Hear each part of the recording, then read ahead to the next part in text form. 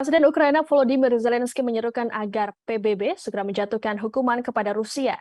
Seruan ini disampaikan oleh Zelensky dalam pidatonya kepada Majelis Umum Perserikatan Bangsa-Bangsa atau UNGA tak berapa lama setelah pengumuman Presiden Vladimir Putin soal mobilisasi 300.000 pasukan cadangan.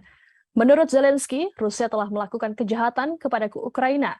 Zelensky mengatakan bahwa Kiev memiliki rencana 5 poin untuk membangun perdamaian yang tahan lama, yang mencakup tidak hanya menghukum Moskow atas agresinya, tetapi pemulihan keamanan dan integritas wilayah Ukraina, serta penyediaan jaminan keamanan. Pidato Zelensky ini pun menuai standing ovation dari para delegasi lainnya. Namun Rusia dan beberapa delegasi lainnya memilih untuk tetap duduk. Zelensky mencemooh pembicaraan negosiasi Moskow dengan mengatakan tindakannya berbicara lebih keras daripada kata-katanya. Pidato Zelensky adalah salah satu yang paling ditunggu pada pertemuan tahunan yang didominasi oleh perang di negaranya. Pejabat dari banyak negara telah berbicara tentang keprihatinan mereka pada situasi tersebut dan berpendapat bahwa invasi Rusia merusak prinsip-prinsip yang mendasari PBB, termasuk perdamaian, dialog, dan penghormatan terhadap kedaulatan.